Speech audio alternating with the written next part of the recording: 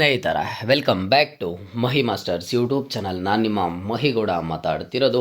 KA ಕಡೆಯಿಂದ KCET ಹಾಗೇನು NEET counselling ಕುರಿತು ಒಂದಿಷ್ಟು ಇಂಪಾರ್ಟೆಂಟ್ ಅಪ್ಡೇಟ್ಸ್ ಆದರೆ ಬರ್ತಿರೋವಂಥದ್ದು.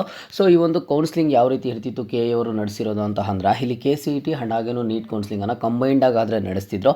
ಅದರ ಒಂದು ಪ್ರೋಸೆಸ್ ಯಾವ ರೀತಿ ಇರ್ತಿತ್ತು ಲಾಸ್ಟ್ ಇಯರ್ಸ್ ಎಲ್ಲ, ಈಗ ಇದ್ರ ಬಗ್ಗೆ ಏನೆಲ್ಲ ಬದಲಾವಣೆ ಆಗ್ತಿದೆ, ಏನೆಲ್ಲ ಅಪ್ಡೇಟ್ಸ್ ಬರ್ತಿದ್ದಾವೆ ಅಂತ ಹೇಳಿ ಇವತ್ತಿನ ಈ ವಿಡಿಯೋದಲ್ಲಿ ತಿಳಿಸ್ಕೊಡ್ತೀನಿ. ಖಂಡಿತವಾಗ್ಲೂ ಈ ವರ್ಷ ಯಾರೆಲ್ಲ KCET ಹಾಗೇನು ನೀಟ್ ಕೌನ್ಸ್ಲಿಂಗಲ್ಲಿ ಪಾರ್ಟಿಸಿಪೇಟ್ ಮಾಡ್ತಿದ್ದೀರೋ ನಿಮಗೆಲ್ಲ ಇವತ್ತಿನ ಈ ವಿಡಿಯೋ ತುಂಬ ಇಂಪಾರ್ಟೆಂಟ್ ಆಗಿರುತ್ತೆ. ವಿಡಿಯೋನ ಕಂಪ್ಲೀಟಾಗಿ ವಾಚ್ ಮಾಡಿ ಹಾಗೇನು ಚಾನಲ್ಗೆ ಲೈಕ್ ಸಬ್ಸ್ಕ್ರೈಬನ್ನು ಮಾಡ್ಕೊಳ್ಳಿ.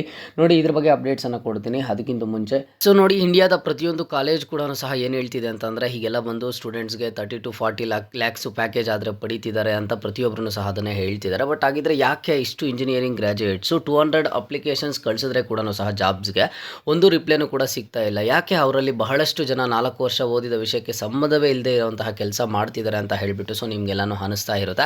ಸೊ ನಾನು ಹೇಳ್ತೀನಿ ನೋಡಿ ಯಾಕೆ ಅಂತ. ಯಾಕಂದರೆ ಬಹುತೇಕ ಕಾಲೇಜುಗಳು ಇನ್ನೂ ನಿಮಗೆ 2005 ಭಾರತದನ್ನೇ ಕಲಿಸ್ತಿವೆ. ಆದರೆ ಇವತ್ತು ಐರ್ ಮಾಡ್ತಿರುವ ಕಂಪ್ನಿಗಳು 2025 ಆದರೆ ಇರುವಂಥದ್ದು. ಸೊ ಆ ಒಂದು ದೊಡ್ಡ ಆಫರ್ಗಳನ್ನು ಪಡೆಯುತ್ತಿರುವ ಸ್ಟೂಡೆಂಟ್ಸ್ ಯಾರು ಗೊತ್ತಾ? ಅವರು ನಿಮಗಿಂತ ಹೆಚ್ಚು ಸ್ಮಾರ್ಟ್ ಅಂತ ಅಲ್ಲ, ಅವರು ಕೆಲಸಗಳನ್ನು ನಿರ್ಮಿಸಿದ್ದಾರೆ. ರಿಯಲ್ ಪ್ರಾಜೆಕ್ಟ್ಸ್ ಇಂಟರ್ವ್ಯೂಗೆ ಹೋಗೋದಾಗ ಅವರ ಬಳಿ ಮಾರ್ಕ್ಸ್ ಶೀಟ್ ಮಾತ್ರ ಅಲ್ಲ, ಮಾತನಾಡುವ ಪೋರ್ಟ್ಫೋಲಿಯೋನು ಸಹ ಇರ್ತದೆ. ಭಾರತದಲ್ಲಿ ಒಂದು ಕಾಲೇಜ್ ಇದೆ, ಇದೇ ರೀತಿಯ ಇಂಜಿನಿಯರಿಂಗ್ಗಳನ್ನು ಡೇ 1ರಿಂದನೇ ಸಹ ನಿರ್ಮಿಸ್ತಿರುವಂಥದ್ದು.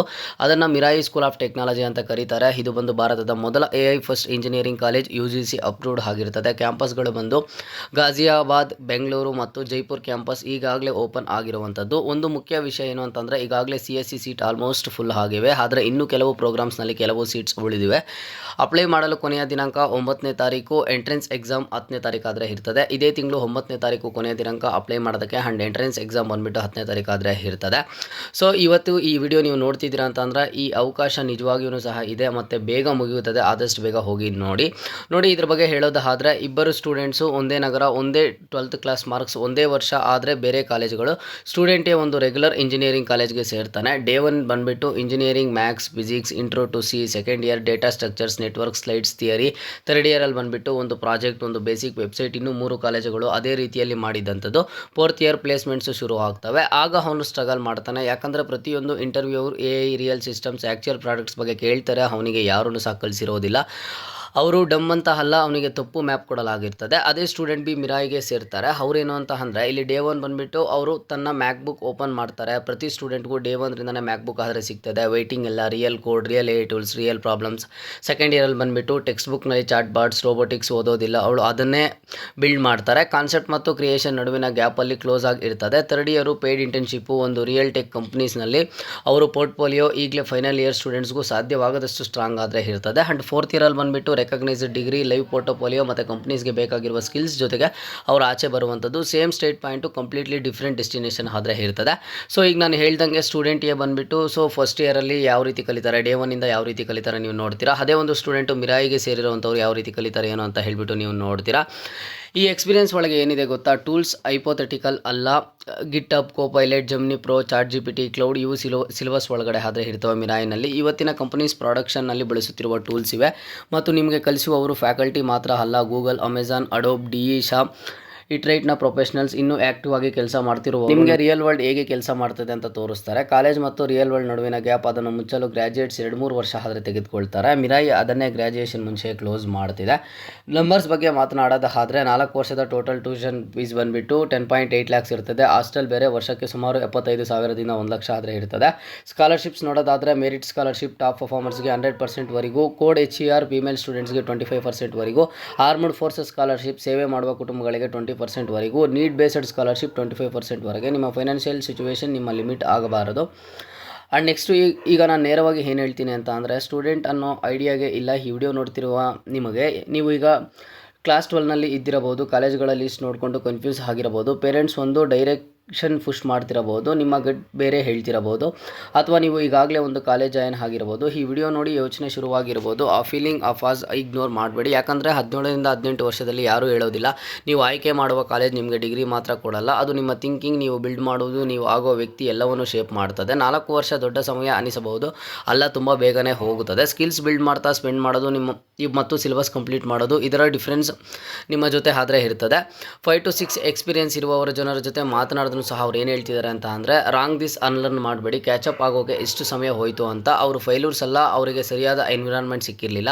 ನಿಮಗೆ ಇನ್ನೂ ಅವಕಾಶ ಇದೆ, ಈಗಲೇ ಆಯ್ಕೆ ಮಾಡಿ. ನೀವು ಯೋಚಿಸುತ್ತಿದ್ದೀರಾ ಅದಕ್ಕೆ ಅದು ತಪ್ಪು ಪ್ರಶ್ನೆ, ಸರಿಯಾದ ಪ್ರಶ್ನೆ, ನಾನು ಬಿಲ್ಡ್ ಮಾಡಲು ರೆಡಿ ಇದ್ದೇನೆ ಅಂತ ಹೇಳಿಬಿಟ್ಟು ನೋಡಿ. ಸೊ ಮಿರಾಯ್ ಅನ್ನುವಂಥದ್ದು ಒಂದು ಪರ್ಫೆಕ್ಟ್ ಅಂತಲೇ ನಿಮಗೆ ಹೇಳ್ಬೋದು. ಈಗ CSE ಸೀಟ್ಸ್ ಮುಗಿದೆ, ಇತರೆ ಪ್ರೋಗ್ರಾಮ್ಸ್ನಲ್ಲಿ ಇನ್ನೂ ಕೆಲವು ಸೀಟ್ಸ್ ಇವೆ, ಆದರೆ ಹೆಚ್ಚು ಕಾಲ ಇರೋದಿಲ್ಲ. ಲಾಸ್ಟ್ ಡೇಟ್ ಬಂದುಬಿಟ್ಟು ಇದೇ ತಿಂಗಳು 9ನೇ ತಾರೀಕು, ಎಂಟ್ರೆನ್ಸ್ ಎಕ್ಸಾಮ್ ಬಂದುಬಿಟ್ಟು 10ನೇ ತಾರೀಕು ಇರ್ತದೆ. ಸೊ ಇದು ನಿಮಗೆ ಬಂದುಬಿಟ್ಟು ಇದು ರಿಯಲ್ ಡೆಡ್ಲೈನು, ಮಾರ್ಕೆಟಿಂಗ್ ಕೌಂಟೌನ್ ಅಲ್ಲ, ಫೇಕ್ ಟೈಮರ್ ಅಲ್ಲ, seats limited, exam date fixed. ಇನ್ನೊಂದು ದಿನ ವೆಯ್ಟ್ ಮಾಡೋದು ನಿಮಗೆ ಹೆಲ್ಪ್ ಆಗೋಲ್ಲ. apply.msot.org ಹೋಗಿ, ಲಿಂಕ್ ಡಿಸ್ಕ್ರಿಪ್ಷನಲ್ಲಿ ಇದೆ. ಸೊ ಈಗ ನಾವು ಬ್ಯಾಕ್ ಟು ವಿಡಿಯೋ ಕಡೆಗೆ ಬರೋದಾದರೆ KE ಅವರು ಯಾವ ರೀತಿ ಕೌನ್ಸಿಲಿಂಗನ್ನು ನಡೆಸ್ತಿದ್ರು ಅಂತ ಹೇಳಿಬಿಟ್ಟು ಲಾಸ್ಟ್ ಇಯರ್ಸಲ್ಲಿ ಮೊದಲಿಗೆ ಹೇಳ್ತೀನಿ ನೋಡಿ. ಮೊದಲಿಗೆ KCET ರಿಸಲ್ಟ್ ಆದರೆ ಬರ್ತಿತ್ತು, ಅದಾದಮೇಲೆ ನೆಕ್ಸ್ಟು ನೀಟ್ ಎಕ್ಸಾಮ್ ಕಂಪ್ಲೀಟ್ ಆಗಿದ್ದಾದಮೇಲೆ ನೀಟ್ ರಿಸಲ್ಟನ್ನು ಸಹ ಬರಬೇಕಿತ್ತು. ಈಗ KCET ಬಂದುಬಿಟ್ಟು ರ್ಯಾಂಕಿಂಗನ್ನು ಅನೌನ್ಸ್ ಮಾಡ್ತಿದ್ರು, ಆ್ಯಂಡ್ ಹಾಗೇನೂ ಸಹ ನೀಟ್ದು ಬಂದುಬಿಟ್ಟು ರಿಸಲ್ಟನ್ನು ಅನೌನ್ಸ್ ಮಾಡ್ತಿದ್ರು. ಯಾಕೆ ಈ ರೀತಿ ಮಾಡ್ತಿದ್ರು ಅಂತ ಅಂದರೆ ಮೊದಲಿಗೆ ಹೇಳ್ತೀನಿ ನೋಡಿ. ಈಗ ಈ ಒಂದು KCET ಕೌನ್ಸಿಲಿಂಗ್ಗೆ ಪಾರ್ಟಿಸಿಪೇಟ್ ಮಾಡುವಂಥವರು 100% ಆಗಿ ಆಲ್ಮೋಸ್ಟ್ ಎಲ್ಲ ಒಂದು ಸ್ಟೂಡೆಂಟ್ಸು ನೀಟ್ ಕೌನ್ಸಿಲಿಂಗು ಪಾರ್ಟಿಸಿಪೇಟ್ ಮಾಡ್ತಾರೆ. ಸೊ ಅವರ ಒಂದು ಮೈಂಡಲ್ಲಿ ಯಾವ ರೀತಿ ಇರುತ್ತೆ ಅಂತ ಅಂದರೆ, ನಂದು ಈಗ KCETದು ರ್ಯಾಂಕಿಂಗ್ ಬಂದಿದೆ, ಜೊತೆಗೆ ನೀಟ್ದು ಸಹ ರ್ಯಾಂಕಿಂಗ್ ಬಂದಿದೆ. ಈಗ ಎರಡೂ ರ್ಯಾಂಕಿಂಗ್ಗೆ ನಾನು ನೋಡೋದಾದರೆ ನನಗೆ ನೀಟ್ ರ್ಯಾಂಕಿಂಗ್ ಅಂಡರಲ್ಲಿ ಯಾವುದಾದ್ರೂ ಒಳ್ಳೆ ಕಾಲೇಜ್ ಸಿಗ್ತಾ ಅದಕ್ಕೆ ಹೋಗ್ತೀನಿ, ಇಲ್ಲ ಅಂತಂದರೆ KCET ರ್ಯಾಂಕಿಂಗಲ್ಲಿ ಒಂದು ಒಳ್ಳೆ ಕಾಲೇಜ್ ಸಿಗ್ತಾ ಅದಕ್ಕೆ ಹೋಗ್ತೀನಿ, ಇಂಜಿನಿಯರಿಂಗ್ ಕಾಲೇಜ್ ಆಗಿರ್ಬೋದು, ಮೆಡಿಕಲ್ ಕಾಲೇಜ್ ಆಗಿರ್ಬೋದು ಅಂತ ಹೇಳಿ ಈ ರೀತಿ ಯೋಚನೆ ಮಾಡ್ತಿದ್ರು. ಅವಾಗ ಏನು ಮಾಡ್ತಿದ್ರು KE ಅವರು ಅಂತ ಅಂದರೆ, ಅದೆಷ್ಟೇ ಲೇಟ್ ಆಗಲಿ, ಈಗ ನೀಟ್ದು ರಿಸಲ್ಟ್ ಬರೋದು ಎಷ್ಟೇ ಲೇಟ್ ಆಗಲಿ, ಯಾಕಂತ ಅಂದರೆ ಅದ್ರ ಬಗ್ಗೆ ರಿಲೇಟೆಡ್ ಏನೋ ಒಂದು ಕೋರ್ಟ್ನಲ್ಲಿ ಇಶ್ಯೂ ಇರೋದಾಗಲಿ, ಈ ರೀತಿ ಆಗಿ ಡಿಲೇ ಆಗ್ತಿತ್ತು. ಎಷ್ಟೇ ಡಿಲೇ ಆದ್ರೂ ಸಹ ನೀಟ್ದು ರಿಸಲ್ಟ್ ಬಂದಿದ್ದ ಆದಮೇಲೆ ಒಟ್ಟಿಗೆ ಕಂಬೈನ್ಡ್ ಆಗಿ KCET ನೀಟ್ ಕೌನ್ಸಿಲಿಂಗನ್ನು ಅಟ್ ಎ ಟೈಮ್ ನಡೆಸ್ತಾ ಹೋಗ್ತಿದ್ರು. ಫಸ್ಟ್ ರೌಂಡ್ ಇಬ್ಬರಿಗೂ ಒಂದೇ ಸಲ ಸ್ಟಾರ್ಟ್ ಆಗ್ತಿತ್ತು, ಎಲ್ಲನೂ ಸಹ ಒಂದೇ ಥರ ಪ್ರೊಸೀಜರು, ಒಂದೇ ಲಿಂಕ್ಸ್ ಆದರೆ ಇರ್ತಿತ್ತು. ಅದರಲ್ಲೇ ಹೋಗಿ ಆಪ್ಷನ್ ಎಂಟ್ರಿ ಆದರೆ ಮಾಡಬೇಕಿತ್ತು. ಯಾವಾಗ KCET ರಿಸಲ್ಟ್ 100% ಬರಲೇಬೇಕು, ನೀಟ್ ರಿಸಲ್ಟ್ 100% ಬರಲೇಬೇಕು, ಎರಡಕ್ಕೂ ವೆರಿಫಿಕೇಷನ್ ಸ್ಲಿಪ್ಸ್ ಸಿಕ್ಕಿದ್ದ ಆದಮೇಲೆ ಆನ್ ಟೈಮ್ ಒಂದೇ ಟೈಮಿಗೆ ಬಂದುಬಿಟ್ಟು ಕೌನ್ಸಿಲಿಂಗ್ ಆದರೆ ಕಂಬೈಂಡಾಗಿ ಆದರೆ ನಡೀತಿತ್ತು. ಬಟ್ ಈ ವರ್ಷ ಏನು ಯೋಚನೆ ಮಾಡ್ತಿದ್ದಾರೆ ಅಂತ ಅಂದರೆ, ಇಲ್ಲ KCET ರಿಸಲ್ಟ್ ಬಂದಿದ್ದಾದಮೇಲೆ KCET ಕೌನ್ಸಿಲಿಂಗನ್ನು ಸಪ್ರೇಟಾಗಿ ಮಾಡಬೇಕು, ನೀಟ್ ರಿಸಲ್ಟ್ ಬಂದಿದ್ದಾದಮೇಲೆ ನೀಟ್ ಕೌನ್ಸಿಲಿಂಗನ್ನು ಸಪ್ರೇಟಾಗಿ ಮಾಡಬೇಕು ಅಂತ ಹೇಳಿಬಿಟ್ಟು ಒಂದಿಷ್ಟು ಡಿಸ್ಕಷನ್ಸ್ ಆದರೆ ನಡೀತಿದ್ದಾವೆ. ಬಟ್ ಇದು ಫೈನಲೈಸ್ ಆದರೆ ಆಗಿಲ್ಲ, ಈಗ ಸದ್ಯಕ್ಕೆ ನಡೀತಿರುವಂತಹ ಡಿಸ್ಕಷನ್ಸು. ಸೊ ಈ ಒಂದು ಡಿಸ್ಕಷನ್ಸ್ ಪ್ರಕಾರ ನಾವು ನೋಡೋದಾದರೆ, ಈಗ ಅಕಸ್ಮಾತಾಗಿ ಏನಾದರೂ ಸಪ್ರೇಟ್ ಕೌನ್ಸಿಲಿಂಗ್ ನಡೆಸಬೇಕು ಅಂತ ಏನಾದರೂ ಫೈನಲೈಸ್ ಆಯಿತು ಅಂತ ಅಂದ್ಕೊಳ್ಳಿ, ಇಲ್ಲಿ ಬಂದುಬಿಟ್ಟು KE ಅವರು ನಡೆಸುವಂತಹ ಕೌನ್ಸಿಲಿಂಗಲ್ಲಿ ತುಂಬ ಸ್ಟ್ರಿಕ್ಟ್ ರೂಲ್ಸ್ ಆದರೆ ಇರ್ತವೆ, ಸಾಕಷ್ಟು ಚೇಂಜಸ್ ಆದರೆ ಇರ್ತವೆ. ನೀವೆಲ್ಲನೂ ಸಹ ಪ್ರತಿಯೊಂದು ಸ್ಟೆಪ್ ಬೈ ಸ್ಟೆಪ್ಪು ನೀಟಾಗಿ ಫಾಲೋ ಆಗಲೇಬೇಕು. ಇಲ್ಲ ಅಂತ ಅಂದರೆ ಕೌನ್ಸಿಲಿಂಗ್ ಅಟೆಂಡ್ ಆಗುವಂಥದ್ದು ತುಂಬ ಕಷ್ಟ ಆದರೆ ಆಗುತ್ತೆ. ಕಂಬೈನ್ಡ್ ಕೌನ್ಸಿಲಿಂಗ್ ನಡೆಸಿದ್ರೆ ನೀವು ಬೇಕಿದ್ರೆ ಆ ಒಂದು ಕೌನ್ಸಿಲಿಂಗ್ದು ರೂಲ್ಸು ಸ್ವಲ್ಪ ಇರ್ತಿತ್ತು, ನೀವು ಫಾಲೋ ಮಾಡ್ಕೋಬೋದು ಇತ್ತು. ಬಟ್ ಏನಾದರೂ KCET ರಿಸಲ್ಟ್ ಬಂದಿದ ತಕ್ಷಣ KCET ಕೌನ್ಸಿಲಿಂಗನ್ನು, ನೀಟ್ ರಿಸಲ್ಟ್ ಬಂದಿದ ತಕ್ಷಣ ನೀಟ್ ಕೌನ್ಸಿಲಿಂಗನ್ನು ಏನಾದರೂ ನಡೆಸಿದರೆ ಸಪ್ರೇಟಾಗಿ ಅಂತ ಅಂದರೆ ತುಂಬ ರೂಲ್ಸ್ ಆದರೆ ಇರ್ತವೆ. ಬಟ್ ನೆನಪಿರಲಿ, ಸದ್ಯಕ್ಕೆ ಬಂದುಬಿಟ್ಟು ಇದು ಡಿಸ್ಕಷನ್ ಆಗ್ತಿರುವಂಥದ್ದು ಅಷ್ಟೇ, ಯಾವುದೇ ಥರದ ಫೈನಲೈಸ್ ಆದರೆ ಆಗಿಲ್ಲ. ಮುಂದಿನ ದಿನಗಳಲ್ಲಿ ನಮಗೆ ಆದರೆ ಗೊತ್ತಾಗುತ್ತೆ. ಲಾಸ್ಟ್ ಇಯರ್ ಥರನೇ ಕೌನ್ಸಿಲಿಂಗ್ ನಡೆಸ್ಕೊಡ್ತಾರಾ, ಇಲ್ಲ ಅಂತಂದರೆ ಏನಾದರೂ ಡಿಫ್ರೆಂಟಾಗಿ ಇರುತ್ತಾ ಏನು ಅಂತ ಹೇಳಿಬಿಟ್ಟು ನಮಗೆ ಮುಂದಿನ ದಿನಗಳಲ್ಲಿ ಆದರೆ ಗೊತ್ತಾಗುತ್ತೆ. ಯಾರೂ ಸಹ ವರಿ ಆಗೋದಕ್ಕೆ ಹೋಗಬೇಡಿ. ನೋಡಿ, ಆಲ್ಮೋಸ್ಟ್ KCET ಬರೆದಿರುವಂಥವರು ನೀಟನ್ನು ಸಹ ಬರೆದಿರ್ತಾರೆ, ಎರಡರಲ್ಲೂ ಸಹ ಪಾರ್ಟಿಸಿಪೇಟ್ ಮಾಡಬೇಕು ಅಂತ ನೀವು ಅಂದ್ಕೊಂಡಿರ್ತೀರಲ್ವಾ. ನಿಮ್ಮ ಒಂದು ಒಪಿನಿಯನ್ ಏನಿದೆ ಅಂತ ಹೇಳಿ ಕಾಮೆಂಟ್ ಬಾಕ್ಸ್ ಮುಖಾಂತರ ಕಾಮೆಂಟನ್ನು ಮಾಡಿ. ನಿಮಗೆ ಈ ವರ್ಷ ಚೇಂಜಸ್ ಮಾಡಬೇಕಾ, ಇಲ್ಲ ಅಂತ ಅಂದರೆ ಲಾಸ್ಟ್ ಇಯರ್ ಥರ ಕೌನ್ಸಿಲಿಂಗ್ ನಡೆಸಿದ್ರೇ ನಿಮಗೆ ಹೆಲ್ಪ್ ಆಗುತ್ತಾ ಏನು ಅಂತ ಹೇಳಿ ಪ್ರತಿಯೊಬ್ಬರೂ ಸಹ ಕಾಮೆಂಟನ್ನು ಮಾಡಿ. ಇದು ಇವತ್ತಿನ ಮಾಹಿತಿ ಆಗಿತ್ತು. ಮುಂದೆ ಎಲ್ಲ ರೀತಿಯ ಹೆಚ್ಚಿನ ಅಪ್ಡೇಟ್ಸ್ ಜೊತೆಗೆ ಸಿಗ್ತಾ ಇರೋಣ. ಅಲ್ಲಿಯ ತನಕ take care and keep watching Mahi masters for more updates.